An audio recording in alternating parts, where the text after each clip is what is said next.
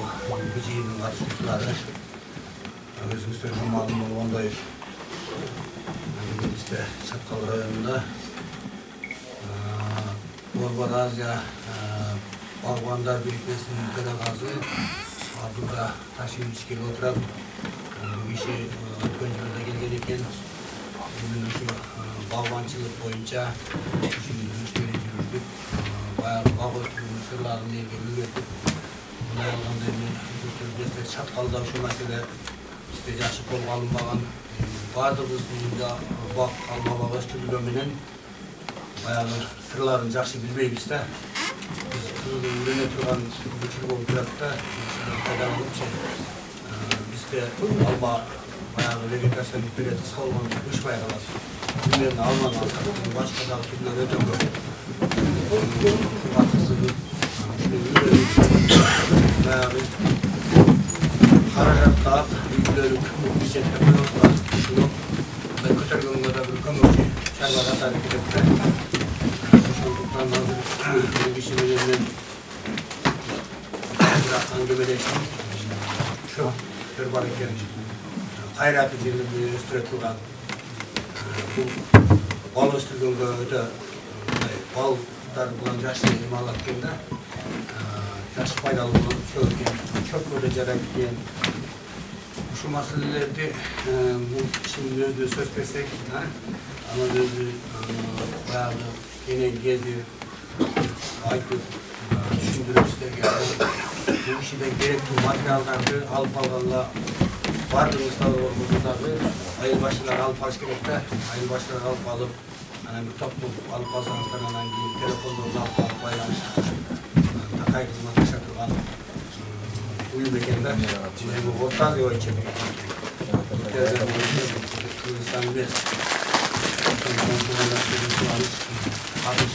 ayağına doğup Hatay doğru olup gelmişler gelmezlerge de aldığına razısılık anda söz Abdullah Taşievich sizde oldular. Assalamu alaikum. Çatkal rayonu bakımları, salamatsızlar var.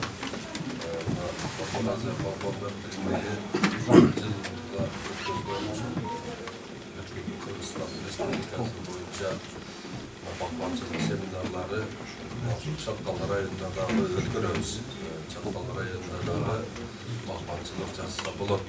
Çatkal rayonunda onun bakımcılık jasap, ошонун пайдасын жалпы Кыргыз элине Чаткал району өзү көрсө боло турган варианттары бар бизде.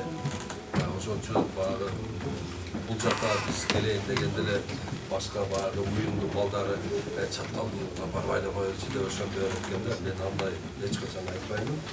Жол болбой калганда эле келелбей калабыз. Ошондо дагы эмне ошо Сумсардын клубунда өткөрүп кетебиз да. Чаткал районуна арналган өзүбүздүн убактыбызды беребиз. Ушунчалык көпчүлүк болуп катышып, биздин ушул айтып аткан сөздөрүбүзгө көңүл бөлүп, ушул багбанчылыкты Кыргызстанда өнүктүрөлү деп келдиңиздер, чоң рахмат силерге. Азыр бизде Кыргызстанда багбанчылык экиге бөлүнүп калды. Азыр бадалдуу болуп туруп, бадалдуу багбанчылыкта мына ушул Чоң Алай, Чаткал, Сыкыр, Нарын району, Бүтеле, анан кийин Алайкуу, жакшы Сартабой, ушунун 15-сентябрга чейин жыйнашында турган карагаттын сорттору эртеп ушатып, малинанын сорттору, крыжовник дегенди борсулдак деп да болчу эле, билчү эле борсулдак. Азыр жоголуп кетти эле, кайрадан жаңы сорттору келип, Польшадан борсулдакты дагы жакшы отургузмакчы. Анан кийин дагы Алтай чычырканагы чыккан. Алтай чычырканагы мына ушул Сибирдин көп жерлеринде сыноодон өтүп, азыр Сыкырда нарында отургузмакчы. Чаткалга дагы сонун Алтай чычырканагы. Ушуларды баардыгын калтырып отуруп кылыш керек, кантип буларга кам көрүш керек. Анан ушул силер өстүргөн жемиштердин бардыгы, мөмөнүн бардыгы мына органика болуш үчүн эмне жасаш керек, ушулар жөнүндө кенен кесире айтып беребиз да. Ошол жүрүшүндө. Мына эми азыр биринчи малинага токтолуп кете турган болсок, малинаны азыр биз илгерки российский сортторго тургузабыз да. Алар болсо эмне дайым. Мени вегетационный период өтө алыс, узак болгонунан себептүү мына кыска вегетационный периодду кыска жерлерге жакшы түшкөн. Баягыларды күн издеп, баяк эрип койсоң, болуп баягыда заборду ашып, күн мачакка жылы өлөт да. Бардык эле жерде ошондой. Ошон үчүн баягы эрте бышап кетет. Анан туугандар бул жерде дагы керек эле эгер. Керек жакшы.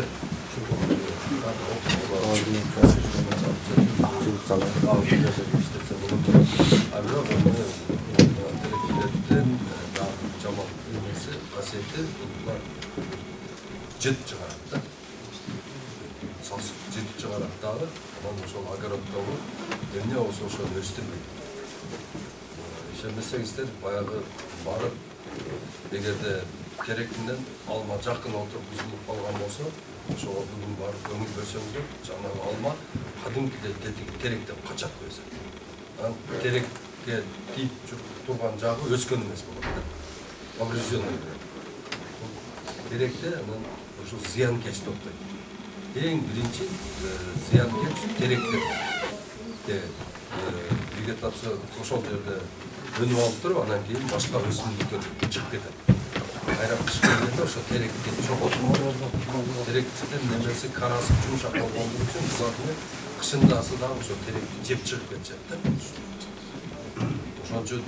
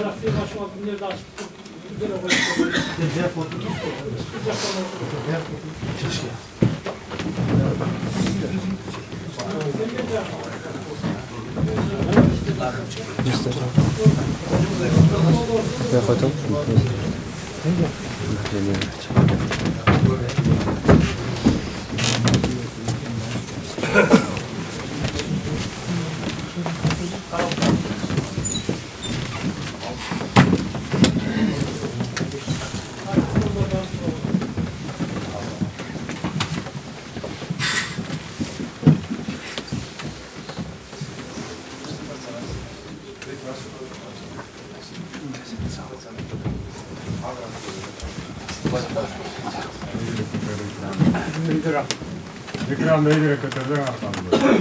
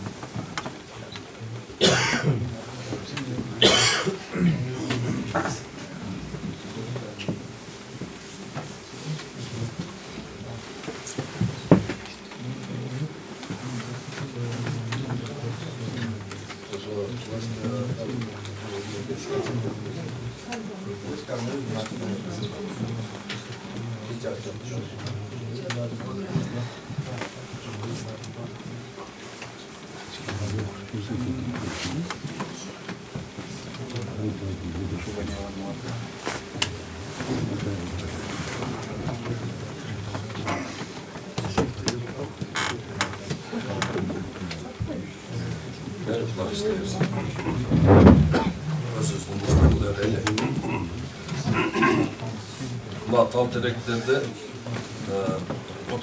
огородко жакын отургузбак. Жашылдандыруу боюнча иш алып бара турган болсоңуз, арча отургузун. Тал терек эмес, арча болушу керек. Анан ким эгерде бак кылам десе, сөзсүз түрдө ошол отургузат. Малина отургузалы, карагатпы, крыжовникти, облепиха ошол жерди даярдоону үйрөнүш керек. Жерди даярдаганда, мисалы үчүн сол кылып отургуза турган болсо, ошондо жанагы жерди 50 сантиметр эндүүлүгүн, тереңдигин болсо 60 сантиметр казыш керек. Ров кылып, узун ров кылып казып туруп, топуракты ачырып, дегенде оңун жайыш керек. Болбойт дегенде. Эгерде мүмкүнчүлүк боло турган болсо, күздө казып койсо жакшы болот. Бардык эле көчөттөрдө эң жакшы отургузуу бул күзгү отургузуу. Күздө отургузулган малина болобу, эмне болсо дагы өтө жакшы өнүм берет. Себеби дегенде тамыр жазга чейин не жайлакка жайгашып алат дагы, саратандагы ысыктарда кургап калат да. Ошон үчүн туугандар күзгү убакытты сентябрь ичин кар жаагы чейин не огороддо ошол отургуза турган малинанын, нежа малинанын местасын даярдоону үйрөнүш керек. Анан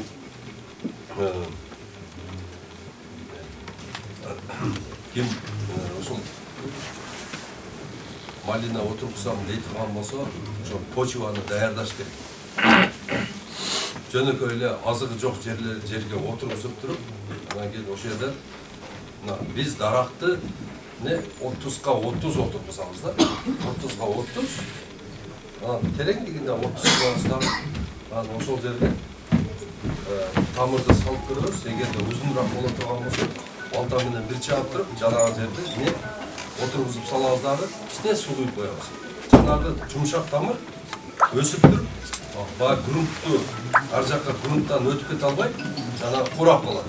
Аны биз сезбейбиз. Европада тупрак ушунчалык жумшак. Мына ошол жерде 60га 60, тереңдигин 60 кылып отургузат да. Орто Азияда бул минимум 1ге 1 болуш керек, дарак отургузуш. Малина отургузуш үчүн ров кылыш керек.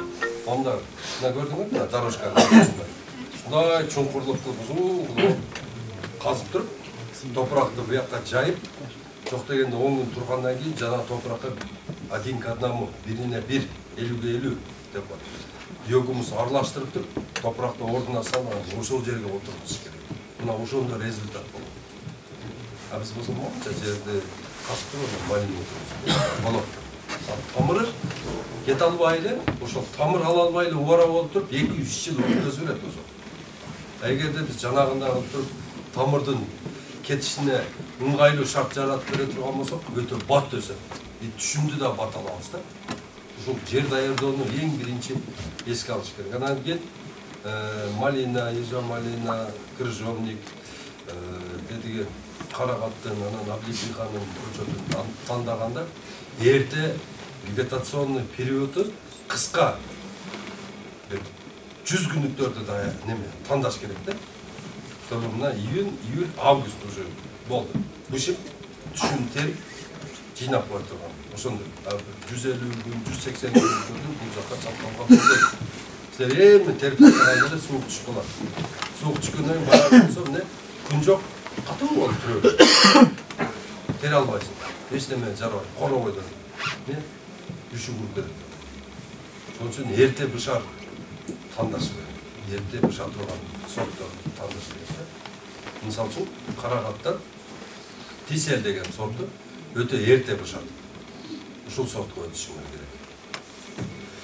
Кыргызстанда көп жери азыр ягодныйга өтүп жатат. Себеби дегенде ягодныйдан прибыль аябай жакшы. Мисалы үчүн ушундай малинанын эрте бушар сорттору бар, 1 гектарынан 20 тонна берет. Ол сортигине 2 тонна малина сатсаңыз, карагат сатсаңыз, эң көп түшүндүрүүлүктү көп бере турган бул эже малина. Эже малинанын son сорттор бар бизде. Эрте бушарда. Ошолорго көңүл беребиз. Кыргызстан элинде азыр bizde балабой продукты aşırış boyunca президенттин жарлыгы чыкты дагы bir аймак bir мөмө деген. Ушундай программага чыгыштык. Азыр иним бизге сонун акылды айтты да, мына ушул райондун эмесинде аймагында bir сорт статистикасын 50 сорт жасап туруп, ошолорду мына ушул райондун өзүнүн бюджетинин эсебинен ошол жерге акча ажыратып туруп, ошол жерге ошол элге көрсөтүш үчүн эл рисковать эткиси келбейт, өзүнүн тыйыны менен туруп, 10 сотке алсам болбой калса эмне болот дебестен, ошол бюджеттин эмесинен эсебинен 50 соток жерди тосуп, ошол жерге суу системасын коюп, анан кийин ошол жерде 10 сотигине карагат, облепиха ошону отургузуп көрсөтөлү деп атат да. Бул деген өтө жакшы. Сенин кийинки чоңчулуктун ошол күздөгөндө, күйгөндө ошол маалда ошол жерде выездной чогулуш өткөрүп, элге мындай көзү менен көрсөткөндөн кийин анан кийин ошо элдин отношениясы башка. Биз даярбыз. Биз баягы сортторду подбирать этип, кантип пробкасы, эмне кандай системасы кандай койгонду баарын үйрөтүп бере алабыз. Эми сиз ошо кадантайсыңыз азыр өзүңүз. Ушуну демилгени колго алсаңыз, биз даярбыз. Жардам беребиз. Макулбу? Өтө жакшы болот. Эми орто эсеп менен 50 сотке где-то 500.000 сом акча кетет да. 500.000 сом акча кетет. Буну жаздырып туруп, тосконуна, капельныйына, көчөттөрдүн баардыгына 500.000 сом жетет. Даже 400.000 сом жетет. Макулбу? Biz sizge bağınday Belarus'tan gelgen, Belarus'tar hazır agarodların çoğaltat dedi. Alar Maravilla деген sort koydu Belarus'a. Maravilla, Margarita деген. Anan dedigi emelerin agarodların tazalap kol falandan çıkkanda 30 yıldan aşıp ketти. Эми алар ошо тетиги малинаны ошо 2 сомдон, 1 сомдон биздин Кыргызстандарга сатып туруп, кыргыз балдар бул жакка алып келип атат. Ошону алып келип, эң арзан малина бизге келип сатып атат, бул туура эмес. Биз дагы эмне ошолорго окшоп эле жаңы сортторду өсүрүшүбүз керек. Эски сорттор менен биз экспортко чыга албайбыз. Транспортировкасы жакшы болбойт. Транспортабилдиги жок болуп калат. Ошолорго биз түшүндүрүп атабыз, алар эми бизди түшүнүп ошол эң акыркы усулдагы жакшы көчөттөрдү ошол чаткалга алып келип отургузганга биз жардам беребиз. Бизге жалаң Польшадан келет. Сертификаты менен. Башка жака вареньясын сатсаңар да ошол сертификат менен ошол мөмөнүн происхождениясын көрсөтүп, кенен кесип сатып беребиз. Эми туугандар, булардын немеси оңдолгуча суроолор болсо бере бериңер. Келдиңерби? Бир нерсени ойлонуп келдиңер. Ben atayın geldim ben şu zirnesini suravayla gelmiyor. Karakat parçalısılar değil mi? Karakat oturmuşlar da çılı güzde düşünmedi. Karakat malina kırışovnik ablesi vardı da oturmuşlar da çılı güzde düşünmedi.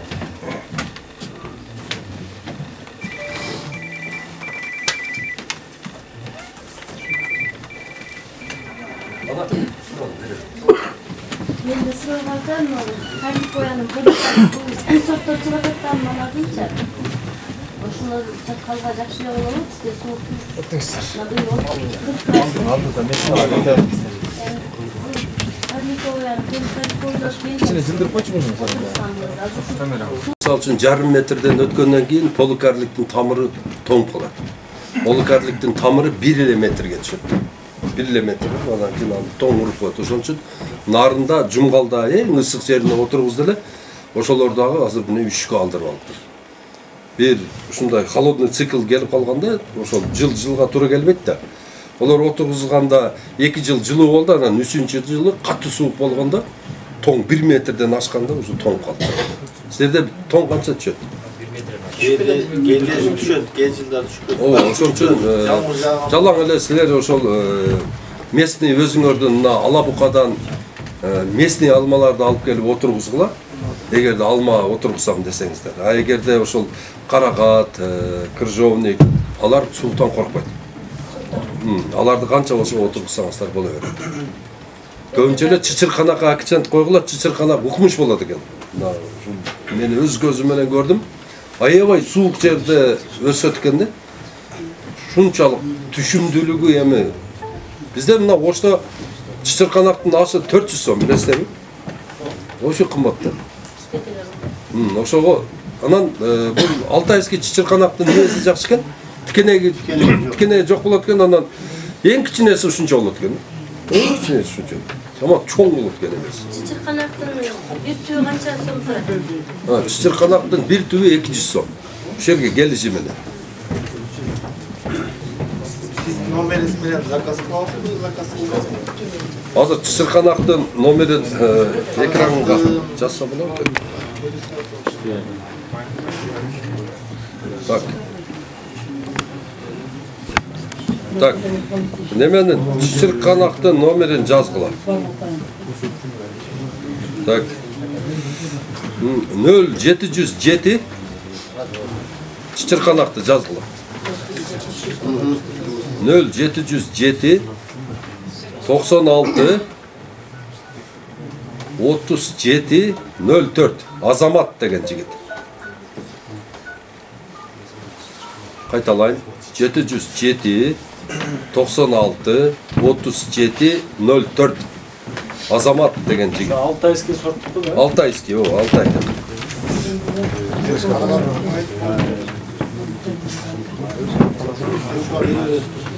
Şoğa bere öylesizler.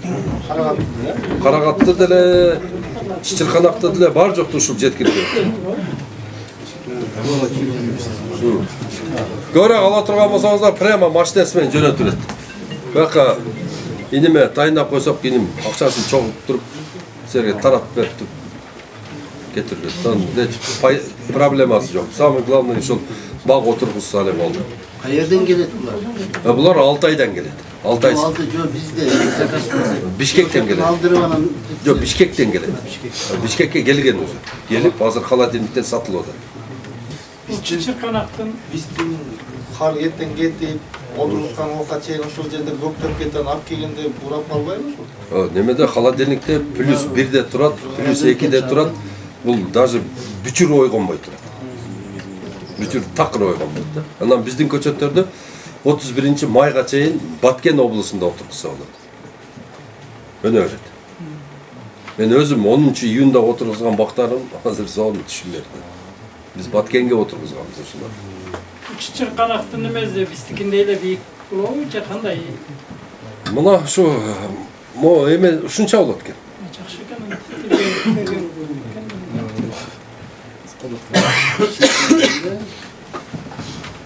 Lan bek. Mına ana.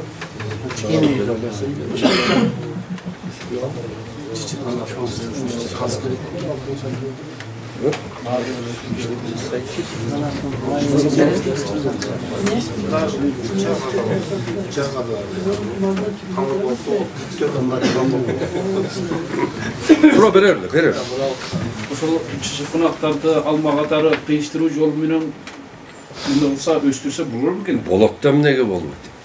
Кыйыштырып өстүрө бересиңер. Болот, албетте болот да. Бар жокту малинаны, бар жокту жазсаңыздар болот. Самый главный бычак таза болсо болот. Спиртке малып туруп, таза арчып туруп бүчүр сала бересиңер. Канча болсо. Ошол чычырканакты кыркып жакшы грунт жасап туруп, момча калемчелерин стаканчиктерге сайып койсоңуздар 15 күндө тамыр чыгарат. Тамыр чыгарат. Анан кийин бул өсүп аткан карагатыңыздардан алып туруп, ошого эмне бүчүр сала бересиз. Кете берет. Бар жок жазса болот, бар жокту кылса болот. Бирок түшүмдүүлүгү бир аз азыраак болот оригинал көчөттөн. Yandan nemesi çoğunduk azırak bol болады. Бірақ уже бұл жаққа көнгөн эме чыгат да уже. Реанированный. Бұл жақтың көнгөн эмеси. Жер шартына лайықты. Жер шартына лайыкташкан болуп калат да. Берермиз. Сырада эме бизде да мурда бакта боланан Гамал деген аке келген да. Гамал келанан Турциядан келген поликарикой алмалардын көчөтүн жибергенде бизге чаткалга. Анан ушул чет мамлекеттен келген алмалардын көчөттөрү бизге кандай болот? Азыр мен өстүргөм 30 түп. 150 сомдон жерге сатылышын 150 сомдон берген. Анан быйыл 3-жылда ушуларды бизге өсө чет мамлекеттен келгендер. Чет мамлекеттерден келгенде бардыгы эле чет мамлекеттен келет. Баягы биз үчүн Jonathan деген алманы биз Jonathan деп алабыз. Өзүбүзгө кылып алабыз да. Анан кийин Star Крипсонда болсо Крипсан деп өзүбүзгө кылып алабыз деме. Бардыгы эле чет мамлекеттен келген алмалар, чет мамлекеттен келген тамырлар менен иштейбиз да биз. Кыргызстан өзү тамыр чыгара элек эле. Бир дагы тамыр чыгара элек. Жалаң улайбыз биз. Алар мисалы мен айттым го сизге, сиз поликарлик отургузгансыз, же карлик отургузгансыз. Карлик отургузгансыз. Самый главный тамыры муздап калбаса эле өсө берет. Өскөн биз 200 түптөн ушуна берген да. Бишкектен анан Кашкайлыкмын, Чаткалайлыкмын. Анан эч ким албай, кийин мен ушу июнь айында отургузгам. Өсүп кетти, бардыгы эч кимиз өлбөдү. Өлбөйт, өсөт. Азыр канча жыл болду атасыз? Азыр быйыл 3-жыл. Өстүп атабы? Өсүп атат. Мен суук уруппай коюп атам. Ошо мен дагы ошодон корком да, ошо суук уруп койсо эле курап калат да. Анан бизде эме экен да, менин үйүмдө ондан башка дагы өз местный алмалар бар да, мурунку. Анан бизде мурун Чаткалда эмнеге алма тикпей келген деген суроого мен жооп бергим келет да. Жас калмалар эрте мен өзүм алып келемиз дагы кыш көзүн даярдап алып экен. Кыш калмалар эме кышка даяр болбойт экен да, анан Чаткалда катуу суукта эле анан чоң дарак бар го. Ошо дарагы менен ушуу турат экен да биздечи. Ошондой сок баягы тамырга кайра агып тамыр жакка өтүп кетиш керек да сок. Ошол сок успеть этпей калат да, анан кийин влажность болгондо анан кийин ошол жерде кристаллизация пайда болот да, анан кийин үшүк уруп коет, жар берет демелер. Жар берет экен. Жар берип туруп анан суук жаманда эң жаманы суук. Жаманы Чаткалда бизде суук. Ошо суук. Ошон үчүн бадалдууларга өтө бериңиздер, бадалдуулар коркпойсуз. Анан малинаны тем более үстүндө эмеси калбайт, ремонтатный малинаны где-то бир 5 сантиметр коюп эле ооруп саласыңар. Ооба, жаңы ышактан чыга берет. Тамыры повреждение болбойт да, кардын түбүндө калат. Чындыгыбы? Анда болот анда малина. Ооба. А ошо 1 жылдык көчөтүн өстүргөндө, ошондо ортсаза болобу же кийинки жылы болуш керек? Биринчи жылы вообще тийбейт. Тийбейсиз да? Ооба. Экинчи түшүмүн алып алып, анан кийин күзгө киргизип атканда ооруп коесуз. 1 жылдыгында эле. 1 жылдыгында эле. Анан башында баягында отургузганда эле ооруп алат экен кээ-бирлер. Түшүм көп ала коем деп. Бул катачылык. Андан кийин ол чайлап чыгатпы же жөн эле чыгат? Чайлап обязательно. Оргонуңуздан кийин 2 орсоңуз 4 чыгат. 4 орсоңуз 8 чыгып ошону чайлай берет да. Анан ажыратып соседтерге берип көбөйтүп дегенде. Иш аракеттер жакшы боло берет. Суроо бере бергиле. Ошо немеде азыркы биз неме убакытта Чаткалдын өзүндө деле пайда болуп калды. Сары чырмоок деп коебуз. Күйүнөн баштап эле уже ооруп чыгып куратып атат да. Алмамын деле багдарак деле куратып атат. Ушул немеге чырмоокка дары колдон былтыркы жылы алдырып чачтым мен өзүм. Именно практика жүзүндө көрүп отурдум да. Чачтым, бирок жок болбоду. Эми азыр жок болсо болот. Азыр ошол дары-дармектерди дагы ушундай ветаптекада иштегендер дагы, эмелер дагы түшүнбөй жатат да. Мына бир мисалы үчүн бир оору чыгат, паршасы чыгат, штовка болот. Ошолорго сепсе таасир бербей атат. Эмнегедир уже баягы дарылар таасир бербей атат да. Анан баягы гербицидтер чөп өлтүрө албай атат азыр. Эмнегедир бир кандайдыр бир конкуренция болуп атабы булар. Мына акыркы учурларда азыр элдер ошол сиз айткандай чырмоок менен такыр күрөшө албай койду. Бизде сиздерде огороддо бизде жолдун боюна чыгып кетти. Жолдун боюнан эмне болсо ото чөп болобу, өзүбүздүн будай болобу, эмне болобу бар жокко ошо жайылып атат.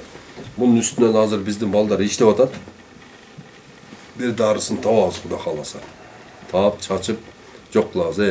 Eң эле emesi, жақсы дыйкандар bunu жерде отыргузардан бурун дезинфекциялап, анан отыргузуш керек. Эртеге малина отыргуза турган болсоңуздар, группага кошулушуңар керек. Ошол группада биздин өзүбүздүн ведущий агрономдор, ошолор полностью жерди кантип дезинфекциялоо боюнча консультация берет. Ошону менен издеп жериңерди эмне тазалап турасыздар. Анан дагы бир немеси да. Биз азыр ошо алманын көп жыл, канча жыл бир жакын бир 30 жылдан ашык болуп калды. Мен өзүмдүн үйүмдө бак бар да. Бактын немесинде ошо алманын немесинде курттун, кабыктын сыртында курт сыяктуу болуп неме алганын ушу кетире албай атам да. Кандай кылып кетирсе болот ушуларды? Азыр Карт сыяктуу болуп, катмай болуп уже неме болуп атат. Азыр ошол куртуңузга сиз азыр мына Жалал-Абадта департамент органического хозяйства деген бир уюм бар да. Ошол куртту сүрөткө тартып, ошол мына жерде айыл башчыңар менен байланышып, тетиги департамент органического хозяйствонун ошонун немесе ведущий специалист менен байланышып туруп, анан ошол курттун сүрөтүн ошол кишиге салышыңыз керек. Ал киши карап туруп, баягы куртка анан кийин Кыргызстанда азыр 5 энтомофаг бар. Энтомофаг деп бул энтомология, ошол курт кумурскалар немесинен курт кумурскаларды изилдөө илими энтомология болсо, ошодон энтомофаг деп бөлүнүп чыккан мына бардык энтомологияда курт кумурскалар бизге зыянкеч боло турган болсо, ошону бизге пайда алып келе турган подразделениясы бар. Ошолор 5 чымын өстүрүшөт да. Бирөөсү Афилинус, бирөөсү Амблисеус, бирөөсү Габрабракан, Златогласка, анан Алча, алма, алмурут, трихограмма деген ошол эмелери бар. Мына ошол чымындардан алып келип туруп, өз убагында коюп баштайсыз да. Мына кар кеткенден кийин эле курт кыймылга келет. Ошол маалда ошол курттар личинка таштай турган мезгилин билип туруп, жанагы курт личинка таштап туруп, өзү бир жума жашай, 2 жума жашай, ошодон эмне өзү жок өтүп кетиш керек да, жок болуп.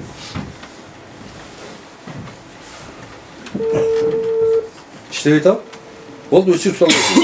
Hızıldat öyle. Eyvallah.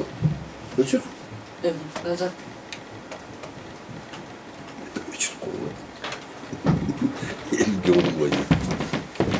Mına oşol entomologiya ilimin paydalanıp durup, biz köp nerselerde jok kılsak bolat da. Bizge bilingen, bilinbegen 800'den aşık ziyankeşler menен күрөш алат да жанагы энтомофагдар. Мына ошо энтомофагдарды жок кылган мына эмелерге бир эле эмени айтып көрөйүн. Ким бак отургузган болсо ошол билет. Мына жумшак бутакка катар болуп туруп, мындай коричневый бирдемелер отуруп алат да. Жанагыны момтеп колуң менен сыдырып көрсөң, мындай кылсаң, жанагы эмне колуң кан болуп калат да. Бул кан таласы да. Кровяная тиля деп коет. Мына кровяная тиляны баягы отурган жеринен бутагын кыркып туруп, жанагыны скор, тайфу, каратты аралаштырып туруп, ошо 1 литрде ошого салсаң да өлбөйт да. Ала албайт эч нерсе. Ошого бир эле жолу Афилинус деген ошол чымын бар, ошону алып келип коюп койсоң, ошол жерден бир эле сенин жериң эмес, ошол аймактагы Афилинус неменен кровяная тилянын бардыгын жок кылып таштайт да ошол. Афилинус чымын 1000 жылга жок болуп кетет. Мына ошол ушундай баягындай копеечный решениялар менен миллиарддаган долларларды экономия кылып жатат да биз. Мына ошол энтомология илими мына ошол чаткалга дагы келиш үчүн ушул жерге силерде каражат бар, бир специалистти командировочный выделять этип бер деп туруп, жанагынын ичине каражатын төлөп, эметсеңиздер, булар келет дагы бул жерге. Аларда триходермин, анан кийин биолигнин деген 2 препараты бар. Мына ошол 2 препаратты ала келет дагы. Мынамызда баягы будайларды кара көйүк менен да күрөш алат олар. кара күйүк менен күрөшө алат, ошол дандуулардын көрүүгө жакшы иштейт. Биялигинени мисалы үчүн азык боло турган болсо, баягы триходермини болсо, эмне дагы тамырды мисалы үчүн отургузуп аткан көчөттүн тамырын ошого чылап коюп отургузса, обезвредить этет, баардык грибковый болезньдерди жок кылат, будайдыкындагы жөнөкөй тамырдыкын майынан тамырын салып ошого отурсаңыздар сонун болот. Мына ошон үчүн тыгыз байланышта иштеш керек да. Алар аякта отурат, чымынды өстүрүп алган, эч ким албайт. Триходерминди өндүрүп койгон баягынысы бир неделеде, бул органика болгон үчүн бир неделеде ачып кетет, кайра төгүшөт, кайра жасайт, мамлекетке зыян берилип отурушат. Чымындарды өстүрөт, чымындары чоңойгондон кийин жанагыны кой беришке туура келет, кой берет. Кайрадан баягыны дагы жумурткадан чыгарып ошентип эле отурушат. Эл менен байланыш жок. Эл менен такыр байланыш жок. Мисалы үчүн, эми ошолорго ошончо айлык төлөп, ошончо чымын өстүрүп аткандан кийин айыл өкмөттөргө жөн эле берип, мына конвертти алгыла дагы, могу жерин ачып эле, могу бир жерге эле мына зубочистка менен эле сайып койсун.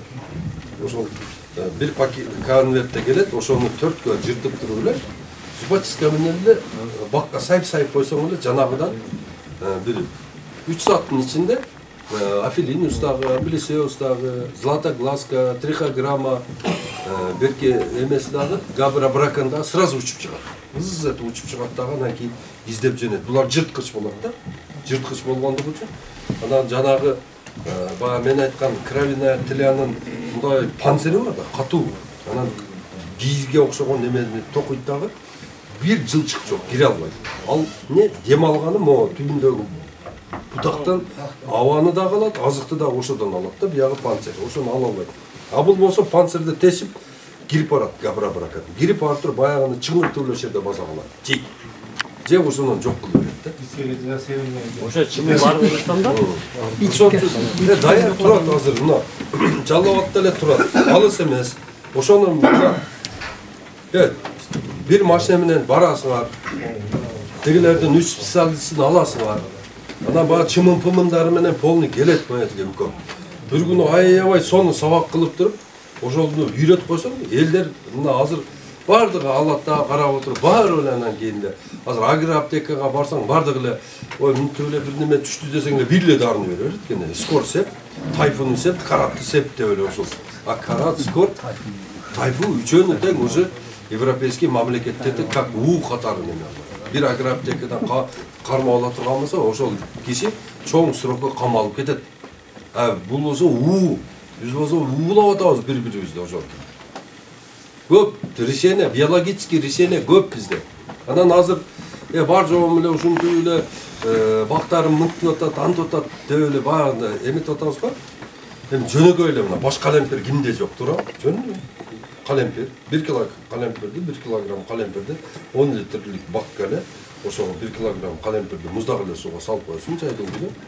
Жанагы 10 күндө ушунчалык эзилип, эме болот. Тияка өткөндө эме кылып коюп, аралаштырып, бияка өткөндө бир аралаштырып, 10 күндөн кийин баягыны 1 литровойн алып туруп эле 10 литр сууга куюп туруп эле, любой капустаң болобу, малинаң болобу, дарак, алма, алча, кайнолу бар жокко чача бер.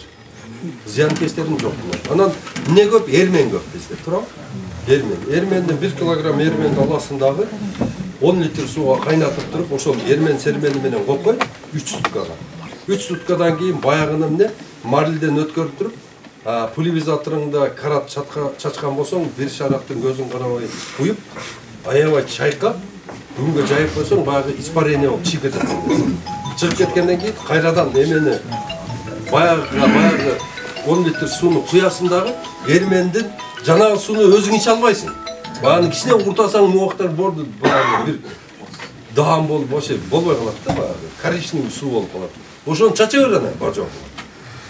Кайра неме кекире деген чөп бар, шыбак деген чөп бар. Ошол үчөөнү эле иштеткиле болду, периодически эле каждый 15 күндө обработка кылып койгула. Багыңар эмседиге 10 гектар эмес экен го, тура. 10 сотки. 10 сотки 10 литр суу жетет, тура. Бир казанга кайнатып эле. Эгерде мүмкүнчүлүк болуп калса, кайнатып эле бир бакка куя бергиле. Даярдай бергиле, бакка даярдап куюп койгула. Бир даярдап алып 100 литр. Onu обработкаға жетеді. Каждый 10 күнде чашып тұрсаңар болады. Ештеме жолы еш нәрсе. Bir kalempir, bir şuvak, bir kekire. Bir kalempir, bir şuvak, bir kekire kılıyor. Болды. Биологический жол.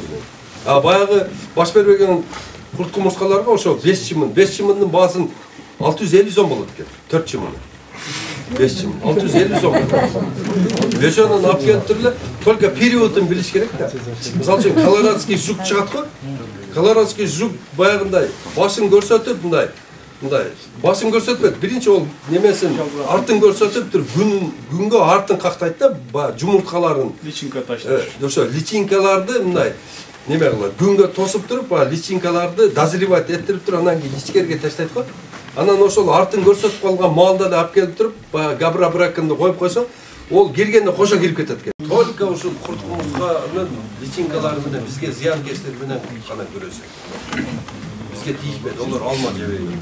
Только ошолордун немеси личинкасы менен. Пайдалуу неме курт кумурскалар да бар да, чаңдаштыра турган. Олорго зыяны жок. Жок, олорго. Көчкөчтүн дагы, биз көчкөчтү дагы тааныйбыз, ал да кыйын тамак да. Аны да өлтүрбөш керек. Бирок анын дагы үстүндө канча бир 10 бары бизге зыян экен, 12 баягы кара точкасы бары бизге пайда экен. Onun dагы 2 түрү бар. Көчкөчү бар. Ал да эң тамак.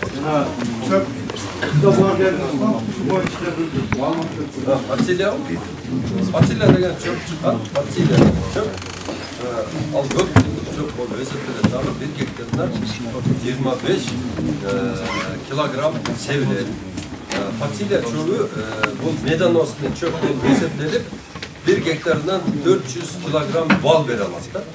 Эгер кимде кайракты жери болсо, баягындай арпанын ордуна ушул фацилияны отургузуп койсоңуздар, жылыга уруп кетирип чыкпайсыңар, только өзүңөрдүн ошо 20 бал чарегиңерди алып барып коюп койсоңуздар ошол жерде балын ала бересиздер. Анан күндө бүткөндөн кийин уже аны оруп алып туруп малыңарга жетирип салсаңыздар болот. Аласыз, оруп алып малыңарга жетирип иштейсиз. 25 килограмм 340 рубль екен.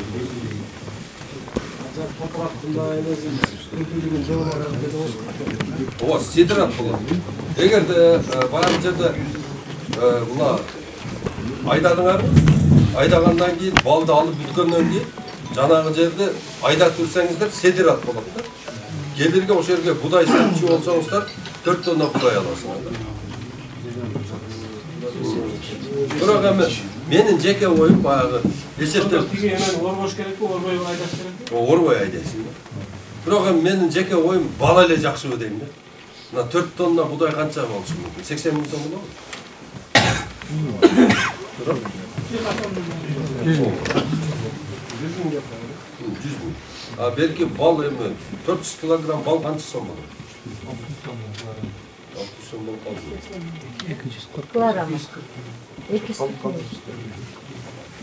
Çok son.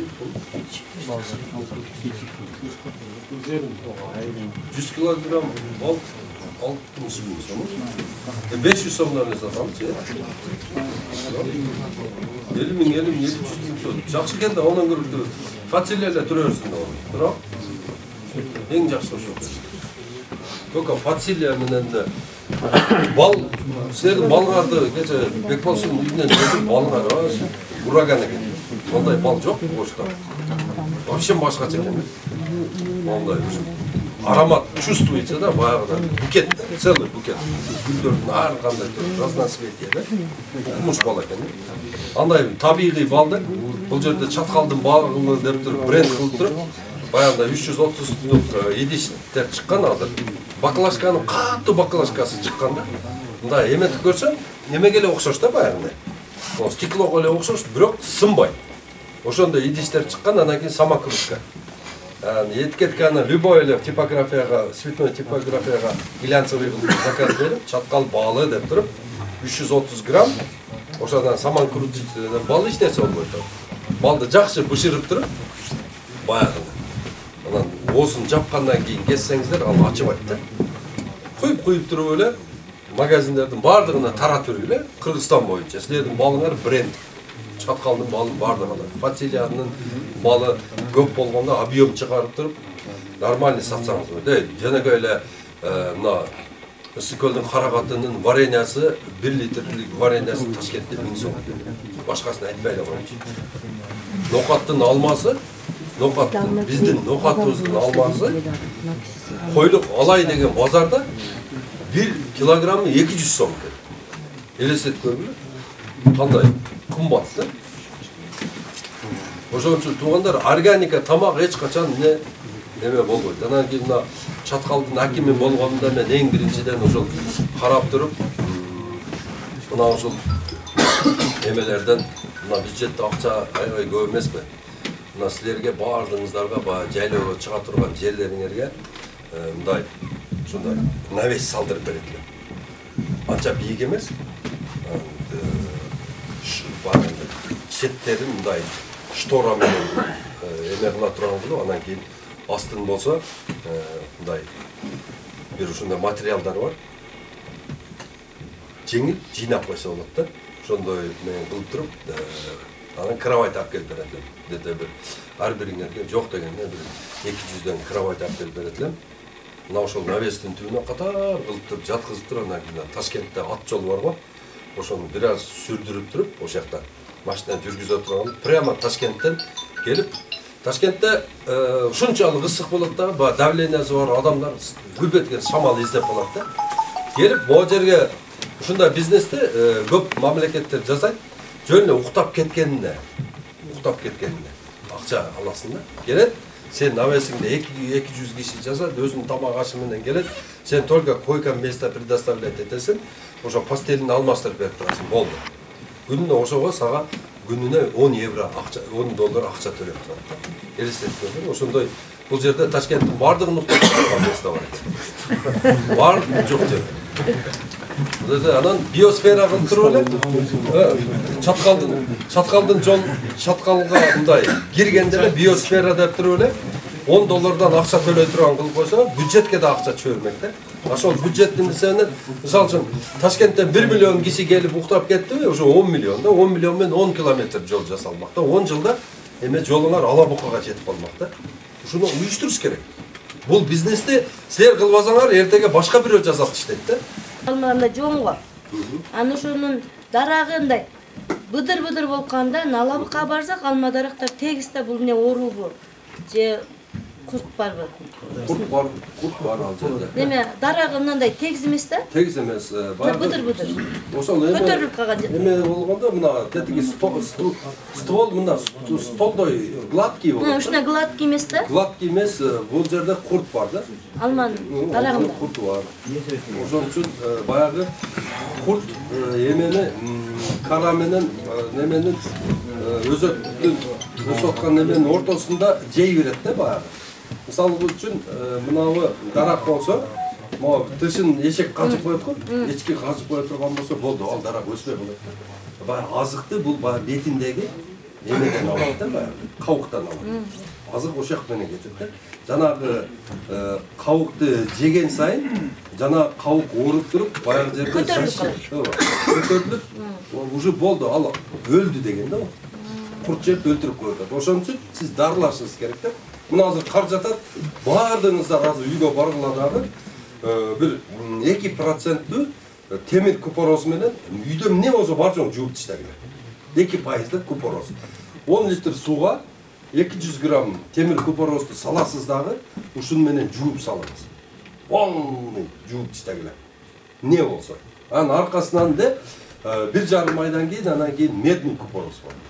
Медный купороз менен 1-2 120 грамм, 10 литр сууга куясыңар дагы, ошон менен жуйсуңар. Көк таштап коюп. Ошондо 70% курт кумурскалардан кутуласыздар.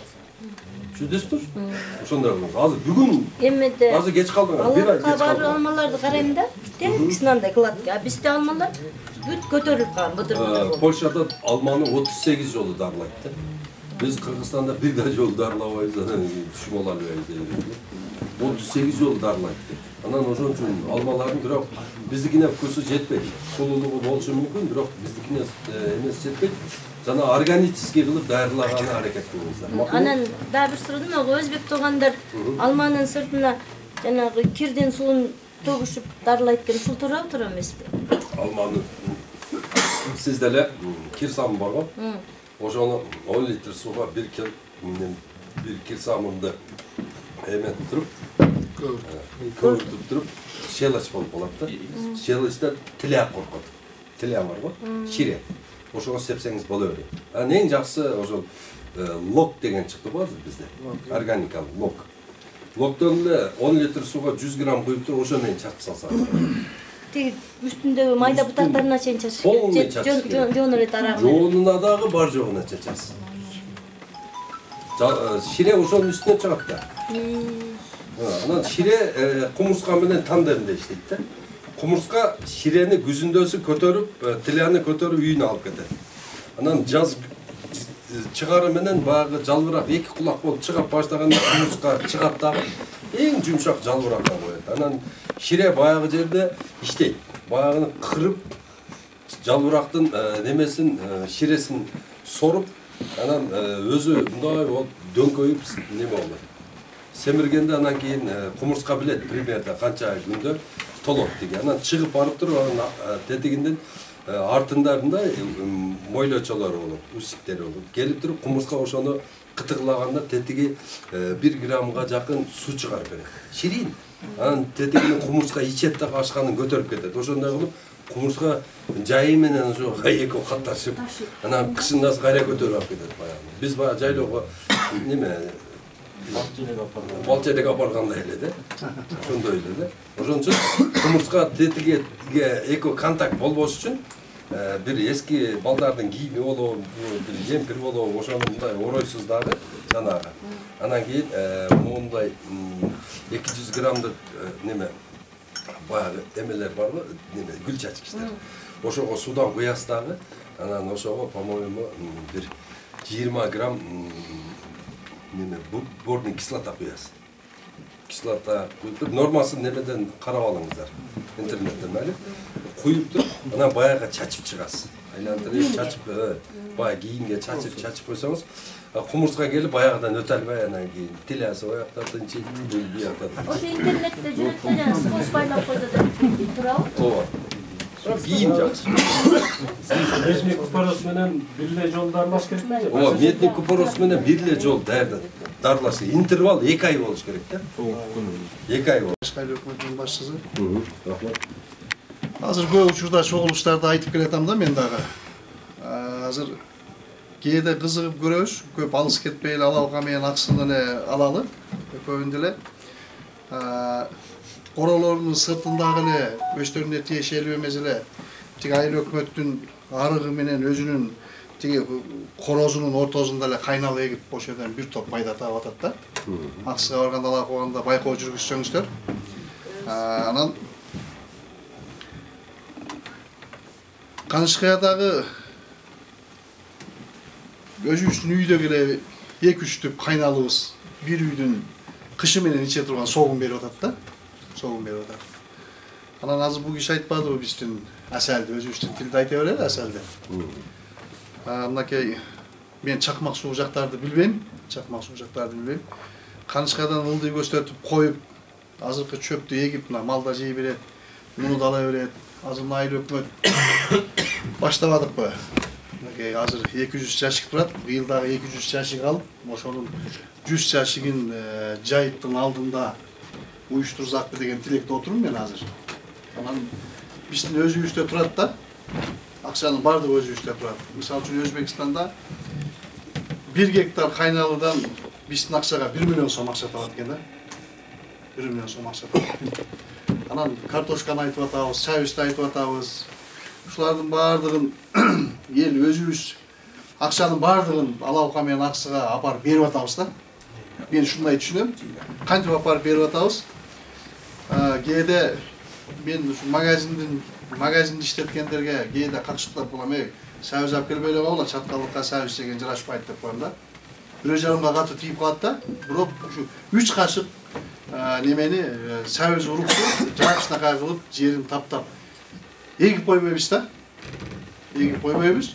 Ушул биздин үйдө ушул чарбага кызыкпагандыгыбыз да. Көбүбүздүн келинчегибиз бекер отурат да. Анан кээ бир үй бүлөлөр бар, мисал ала турган үй бүлөлөр. Кышы менен жей турган тамагын 10 сотик жерден алат. Ошол жерде 30-40 туп капустасы бар. Ошол жерде 3-4 кап сабизи бар. Ошол жерде 10 капка чейин картошкасы бар. Азыр мынакей быйыл дагы сүйлөшүп атабыз. Ушул сиз айткан чычырканакты, малинаны, анан тиги немени карагатты көлдөн мына тендерге чыгарып алып келсек, анан отургузсак деп атабыз да. Жакын күндөргө сиздерге айырбашчылар аркылуу кабар беребиз. Ушундай кылып бир таза жашаганга өтүшүбүз керек да.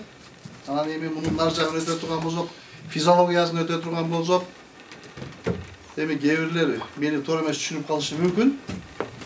Менде да ошол элде бар, уубуз менде да бар. Балдарыбыздын баары слабый. Төрөгөндөр кыйналабыз. Анемия. Ушинтип бүт жакты магазиндеги жанагы чипси, анан китлап, макарон дегендерди баардык химиялык жол менен жасалгандын баардыгын биз пайдаланып атабыз да. Бүт. Ошон үчүн мынакей Канышкай айыл аймагынын тургундары, мынакей кызыккандар, айырбашчылар баардыгыбыз чогулдук да, баардыгыбыз бир билек болуп түйүнүп эле ушул арычылыкты, анан багбаңчылыкты алып кетсек эле. Азыр мынакей администрация башчысы менен анан биздин айылдык кеңеш менен быйыл 2 тегирменге аракет кылып атабыз да. Мынакей эми айыл башчылары билет баардыгы. Башкы теректеги кампанын ПСДсын жасап бүтүп калдык. Ошол жерге бир тегирмен коелу деп атабыз.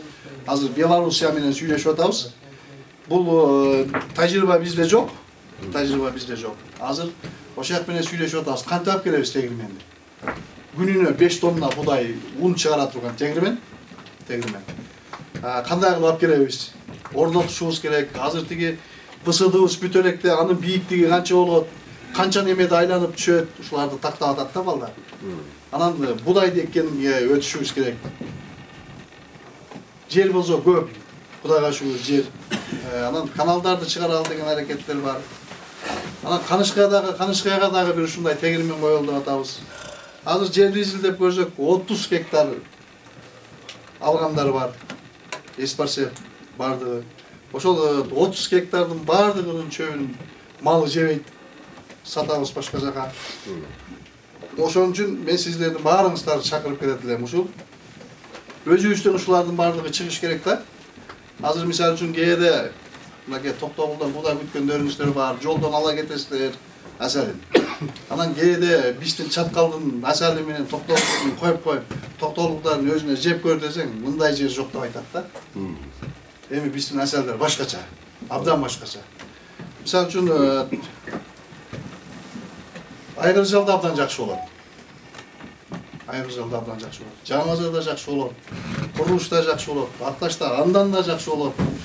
Алма дегендин баардыгы ушу бизде сонун болот. Айтып атпайбы? Биздикинин шириндиги, анан сочныйлыгы башка. Мына азыр Кытайдан келген алмаларды карап көрүңүздөр, көлдөн келген алмаларды карап көрүңүздөр. Алып жеп атабыз, балдарыбызга берип атабыз да. Жок дегенде бир жумада бир жолу 1 килограмм сатып барабыз бардыгыбыз. Аны менен бүгүн биздин чаткалдык өзүбүздүн тургундардын үйүнө сактап койгондо алсак, мына 3 күн 4 күн эле болду. Мына биздин айылчар байдын үйүндө өзүнүн алмасы бар экен. Чөнтөгүмө салып кеттим. Жегим келип. Мунун уяты жок. Чөнтөгүмө салып кеттим. Азыр бир сөз менен айтканда болгон байланыштарды алып калалык.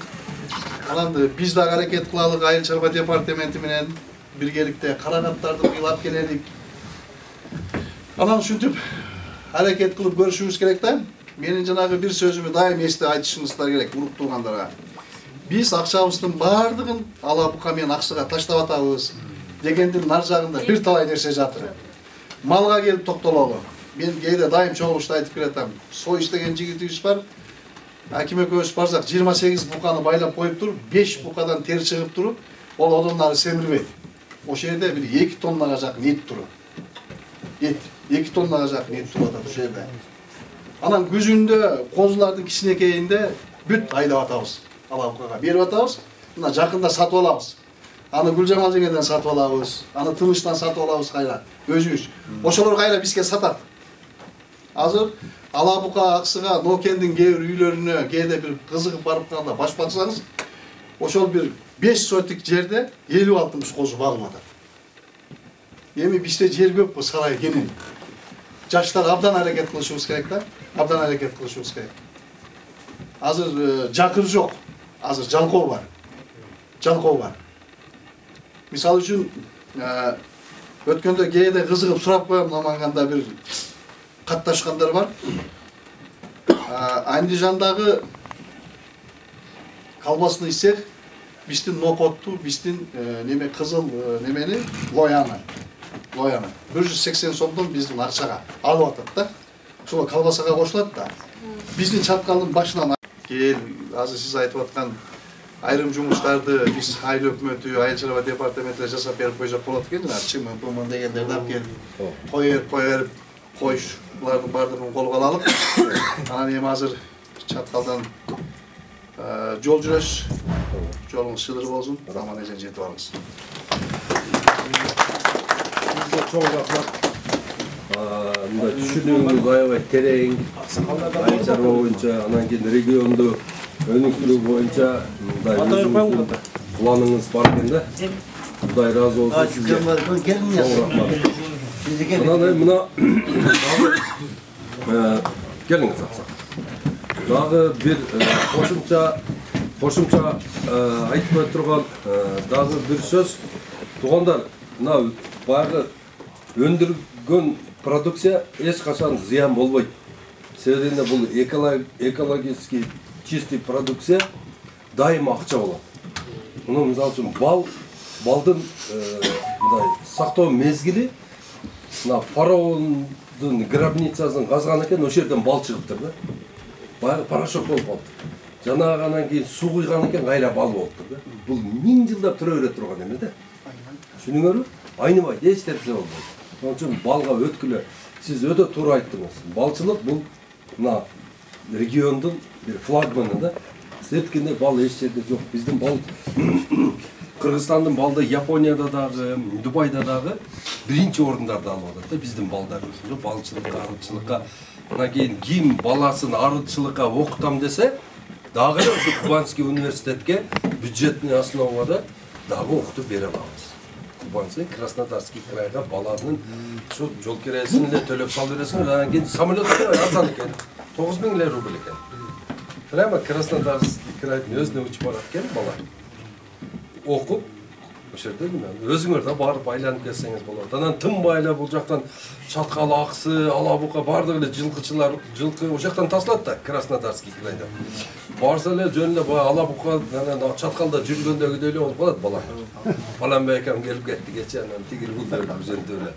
Өтө жакшы жер экен да Краснодарский край, ошко окшош жер экен да. Жылкыны да ошодон ташып атат. Ошол жактан ташып атат да. Сизге ийгилик, ушу айткан сөздөрүңүздөр ушу отурган жаштарга бир таасир берип бир иштерге ийгилик болсун. Дайыма барган жериңизден ушул жакшы иштерди баштап атасыз, ушулардын аягына чыгып бир жакшы не болсун. Ыдырыс бабам колдосун, ыйык жерде турабыз. Дайыма ушул жүргөн жериңизде бакталай, ден соолук берсин. Иштеген ишиңизге чоң ийгиликтер боло берсин. Чоң рахмат.